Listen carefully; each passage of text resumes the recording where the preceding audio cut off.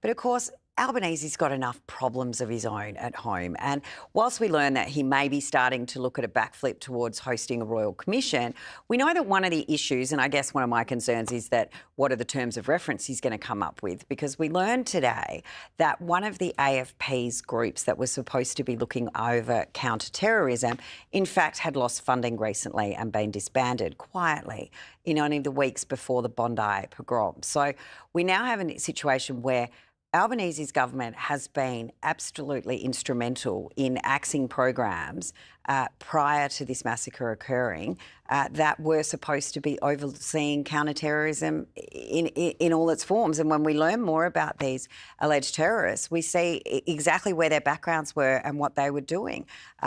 It's just, I think this is where, and I think this is getting to the crux of why Albanese has been so reluctant to go down the Royal Commission, because this is all the stuff that's going to come out and show how his government has been absolutely culpable at allowing anti-Semitism to fester. Yeah, well, this could just be the start of it. And suddenly he's now considering a Royal Commission. Look, I'm no counter-terrorism expert, believe it or not, but I can see that counter-terror capability is not some mythical resource you can just turn the tap on and off when you need it. It takes time and it takes consistency and it takes money.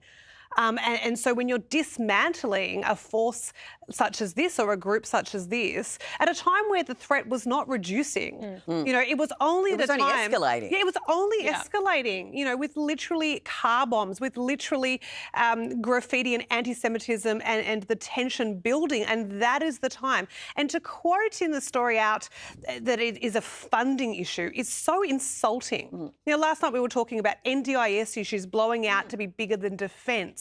And you're telling me that there's a funding issue for a group of a counter-terrorism intelligence and security for our country at a time where threat was escalating is just not a good enough excuse. And it also makes you question the whole narrative we've been told by Albo, because he got up there days after the Bondi massacre and said the intelligence community, the agencies, they've never had more funding. No funding request has been knocked back by my government. But this story blows a massive, gaping hole in his story. And if he's lying about something as basic as that, as funding for intelligence, what else is he lying about? And this is why the only way he will call a royal commission is if he's dragged there kicking and screaming, because the dead bodies are going to be all around. And clearly he has so much to hide. And that's the point you raised there was